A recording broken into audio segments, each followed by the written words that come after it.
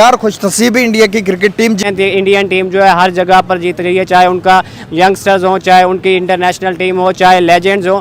तो यही इंडिया और पाकिस्तान के अंदर डिफरेंस है कि पाकिस्तानी टीम जो है वो एक प्लेयर पर डिपेंड करती है और इंडियन टीम जो है वो 11 के 11 प्लेयर्स ही अपने दिन पर जो है मैच बदल सकते हैं। बहुत तारीफ करनी पड़ेगी भारतीय थिंक टैंक की दो तीन फ्रंट्स के ऊपर। एक तो अपने सीनियर प्लेयर्स को रेस्ट करवाया वर्ल्ड कप कैंपेन के बाद, वो सही स्टेप था। इस भारतीय यंगस्टर्स में अब बहुत फर्क पड़ गया है, चाहे वो स्किल वर्क हो, चाहे वो एप्लीकेशन हो, चाहे वो गेंद की समझने की टेक्निक हो, चाहे वो सिचुएशन के हिसाब से बॉलिंग करना, इन सब चीजों के ऊपर फील्डिंग के हिसाब से भी भारतीय ये यंगस्टर्स बहुत आगे निकल गए। मेरे हिसाब से अब कोई ये अगर मगर रिफन बट वर्ड शट की ये कहानी नहीं होनी चाहिए। मेरे ख्याल में ज्यादा चांसेस हैं। तकलीफ हुई है, बहुत ज्यादा दर्द हुई।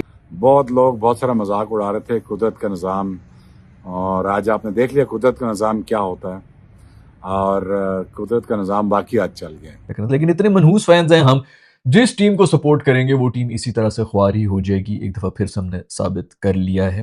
जिम्बाब्वे को बता दिया है कि हम लोग आप लोगों की क्रिकेट बर्बाद कर देंगे। पाकिस्तानी टीम का अगर उन्होंने जनाजा निकाल दिया, अब जिम्बाब्वे का भी निकाल दिया। क्योंकि प्लेयर जो है हमेशा हार कर ही सीखते हैं, तो इंडियन टीम के अंदर ये हौसला है कि वो हार को भी कबूल करते हैं और उससे सीखते हैं। लेकिन हमारी टीम जो है वो हमेशा डरती रहती है कि हम जो है जिम्बाब्वे से हार गए तो क्या होगा। तारीफ बेतहा करनी पड़ेगी। एक जो चीज नजर आ रही है वो बेखौफी नजर आ रही है इस यंग इंडियन ब्रिगेड में। पेस बॉलिंग भी ठीक ठाक थी। सो ओवरऑल बहुत सारे नंबर मिल रहे हैं भारत को और ये भारतीय यंग ब्रिगेड को। और मुझे लगता है कि पाकिस्तान की टीम किस तरीके से आयरलैंड से हारी और छोटी टीमों से भी हारी, लेकिन ये किसी खिलाड़ी को नहीं, ये बोर्ड को क्रेडिट जाता है, ये इंडियन मैनेजमेंट को क्रेडिट जाता है कि उन्होंने डोमेस्टिक क्रिकेट को इतना ज्यादा पावरफुल किया है कि पे दर पे उनके खिलाड़ी एक के पीछे एक लगा हुआ है। टीम इंडिया जो है वो आगे जा रही है। संजू सैमसन एक्स्ट्रा कवर के ऊपर से जो छक्का मारा, जो स्पिनर के खिलाफ भी एक्स्ट्रा कवर के ऊपर छक्का मारा, और जो फास्ट। जय हिंद दोस्तों, एक जबरदस्त जीत टीम इंडिया के लिए। बहुत ही शानदार तरीके से बैटिंग, जिस तरीके से आप देखें अभिषेक शर्मा पूरा टूर्नामेंट नहीं चल रहे थे, उस तरीके की फॉर्म उनकी नहीं आ रही थी, पर अभिषेक शर्मा अपना रंग दिखाते हैं। 30 बॉल पे 55 रन, ऊपर से संजू सैमसन, ईशान किशन के भी अच्छे ब्लेड, सूर्य कुमार यादव तो भाई क्या ही कहने। एक टाइम पे बंदा 300 की स्ट्राइक रेट से खेल रहा था, 8 बॉल पे 24 रन।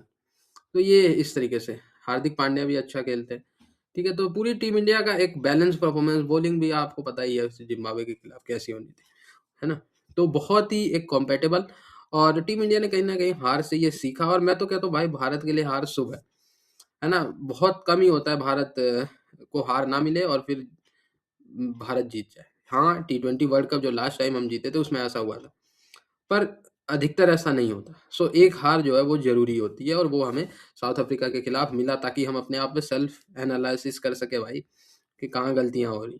सब अच्छा ही अच्छा हो रहा है, अचानक से सेमीफाइनल या फाइनल में मुंह को लग जाता है चोक, तो फिर लगता है। आपको याद होगा विराट कोहली जिसमें लीड कर रहे थे, 2016 का आई थिंक वर्ल्ड कप था, इंडिया में वेस्ट इंडीज के खिलाफ सेमीफाइनल में करारी हार का सामना करना पड़ा था। विराट कोहली ने अकेले बैटिंग भी किया था, विकेट्स भी लिए थे। याद होगी वो, जिस चीज को याद हो कमेंट करना। सो उस तरीके का हमें नहीं चाहिए, ठीक है, उस तरीके का हमें बिल्कुल भी नहीं चाहिए। और विराट कोहली भाई याद आ जाते हैं। पर ओवरऑल ये मैच जिम्बाब्वे के खिलाफ अच्छे नेट रन रेट से इंडिया ने जीत के अपनी पूरी दावेदारी में, तो कह रहा हूँ 90% इंडिया का चांस है कि अब हम सेमीफाइनल में पहुंच चुके हैं। और सेमीफाइनल में देखते हैं अभी एक मैच और है भारत का वेस्ट इंडीज से। खैर तारीफ बेतहा करनी पड़ेगी। एक जो चीज नजर आ रही है वो बेखौफी नजर आ रही है इस यंग इंडियन ब्रिगेड में। पेस बॉलिंग भी ठीक ठाक थी। सो ओवरऑल बहुत सारे नंबर मिल रहे हैं भारत को और ये भारतीय यंग ब्रिगेड को। और मुझे लगता है कि पाकिस्तान की टीम किस तरीके से आयरलैंड से हारी और छोटी टीमों से भी हारी, लेकिन ये किसी खिलाड़ी को नहीं, ये बोर्ड को क्रेडिट जाता है, ये इंडियन मैनेजमेंट को क्रेडिट जाता है कि उन्होंने डोमेस्टिक क्रिकेट को इतना ज्यादा पावरफुल किया है कि पे दर पे उनके खिलाड़ी एक के पीछे एक लगा हुआ है। टीम इंडिया जो है वो आगे जा रही है। संजू सैमसन एक्स्ट्रा कवर के ऊपर से जो छक्का मारा, जो स्पिनर के खिलाफ भी एक्स्ट्रा कवर के ऊपर छक्का मारा, और जो फास्ट बॉलर के खिलाफ भी एक्स्ट्रा कवर के ऊपर से जो छक्का, that was a beautiful shot. करनी पड़ेगी भारतीय थिंक टैंक की दो तीन फ्रंट्स के ऊपर। एक तो अपने सीनियर प्लेयर्स को रेस्ट करवाया वर्ल्ड कप कैंपेन के बाद, वो सही स्टेप था, इसलिए कि वर्ल्ड कप कैंपेन इतनी ज्यादा टफ होती है, इतना ज्यादा आपको निचोड़ के रख देती है कि आपके पास इतनी जल्दी ऐसी सीरीज में कुछ ज्यादा लुक फॉरवर्ड टू भी नहीं करने को होता और ऑफर भी नहीं करने को होता। तो उनको रेस्ट करवा के एक नया कप्तान अनाउंस किया है इस सीरीज के खिलाफ। नए प्लेयर्स आए, हालांकि बहुत सारे तो आईपीएल में खेलते हैं, मगर अपॉर्चुनिटीज जैसी टीम के खिलाफ कभी कभार मिलती है। सो एक नया लीडर नए यंगस्टर्स का एक बैच इंट्रोड्यूस किया गया है। सो एक तो माहौल बड़ा अच्छा हो जाता है और दूसरा खौफ आपके जेहन से निकल जाता है। खौफ किस किस्म का? यानी कि मुझे विराट कोहली के साथ कंपीट नहीं करना, मुझे अब रोहित शर्मा के साथ कंपीट नहीं करना, या मुझे बुमराह के साथ कंपीट नहीं करना, क्योंकि आप चैलेंज करते हैं अपने आप को, क्योंकि आप अपने आप को बेस्ट प्लेयर समझते हैं, बट कहीं ना कहीं खौफजदा भी होते हैं कि क्या मैं उस लेवल पे पहुंच सकूंगा या नहीं। ऐसे माहौल में इन प्लेयर्स के साथ आप बिल्कुल मुकाबला भी कर सकते हैं। भारतीय यंगस्टर्स में अब बहुत फर्क पड़ गया है, चाहे वो स्किल वर्क हो, चाहे वो एप्लीकेशन हो, चाहे वो गेंद की समझने की टेक्निक हो, चाहे वो सिचुएशन के हिसाब से बॉलिंग करना, इन सब चीजों के ऊपर फील्डिंग के हिसाब से भी भारतीय ये यंगस्टर्स बहुत आगे निकल गए हैं। सो तारीफ बेइंतहा करनी पड़ेगी। एक जो चीज नजर आ रही है वो बेखौफी नजर आ रही है इस यंग इंडियन ब्रिगेड में। पेस बॉलिंग भी ठीक ठाक थी। सो ओवरऑल बहुत सारे नंबर मिल रहे हैं भारत को और ये भारतीय यंग ब्रिगेड को, मगर इस वक्त तो इस भारतीय यंग टीम ने कमाल कर दिया है। इंडिया ने पहले बैटिंग की है आज, चूंकि जिम्बाब्वे ने पहले फील्डिंग का फैसला किया था, तो बैटिंग में आज इट वाज डे फर्स्ट। उन्होंने आके आज मौका था कि जब आपके पास इतनी अच्छी और शानदार किस्म की बारी होती है, बैटिंग ऑर्डर होता है, तो आपको हर दिन हर मैच में मौका भी नहीं मिलता। आज करते हुए छक्के चौके मारते हुए आउट हुआ।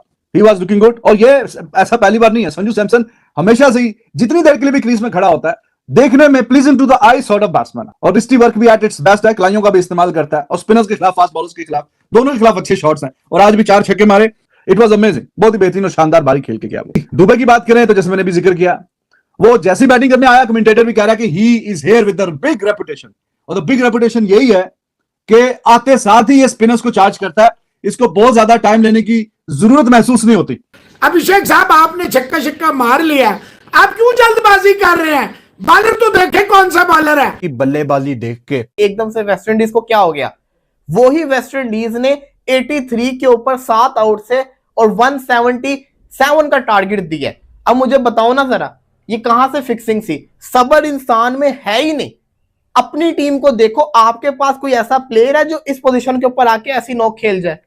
कल श्रीलंका वर्सेस न्यूजीलैंड का मैच था, श्रीलंका ने उनके 6 आउट की 84 के ऊपर, तब किसी ने नहीं बोला कि फिक्सिंग है। द मोमेंट न्यूजीलैंड ने उसके बाद कमबैक किया, 169 रन से स्कोर किए, तो उसके बाद जब लंका बैटिंग करने आया, वो आउट हुए, प्रेशर के अंदर आ गए थे। उनको आवाम का, एक तो क्राउड का प्रेशर, ऊपर से एकदम से इतने रन खा लिए, प्रेशर के अंदर आके वो आउट हुए। तो हर कोई यहाँ पे बोलने लगे ये मैच फिक्सिंग था, इसकी इन्वेस्टिगेशन करवाई जाए। क्यों? क्योंकि आपके हक के अंदर रिजल्ट नहीं आया। और मेरे भाइयों, मैच में फिक्सिंग करना कोई आसान चीज नहीं है। मैं आपको एक सिंपल चीज बताता हूं। मतलब है हारना है तो आप फाइट तो करें ना, मगर फाइट भी नहीं की, और वन साइडेड अफेयर था, और दूसरा मैच बहुत बुरी तरह से आ रहे हैं ये, और एक फुल हाउस के सामने घर पे खेल रहे हैं। मुझे thoroughly disappointed because as a Pakistani, जब आपके अंदर वो फड़क नजर नहीं आती, आपके दिल गुर्दा नजर नहीं आता। आप लोग लोगों को ऑब्लाइज कर रहे हैं, आप लोग आउट ऑफ फॉर्म लोगों को जो है ना 4-4 साल से टीम में रखा हुआ है, और उनको सोशल मीडिया पे आपने स्टार बना के फेंक दिया हुआ है कि कदी तक करेगा, कदों करेगा यार, कब करेंगे ये लोग? तो ये लोग कर गए हैं अपनी क्रिकेट हिस्से की। तो खुदा का वास्ता है, पाकिस्तान क्रिकेट बोर्ड को अभी भी चाहिए होश के नाखून लें, अकाउंटेबिलिटी करें। चेयरमैन साहब को चाहिए कि जो वो भी लोग क्रिकेटिंग अफेयर्स जो संभाल रहे हैं वो लेके आए, उनकी अकाउंटेबिलिटी भी करें, और पाकिस्तान टीम में जो प्लेयर है उनकी भी अकाउंटेबिलिटी होनी चाहिए।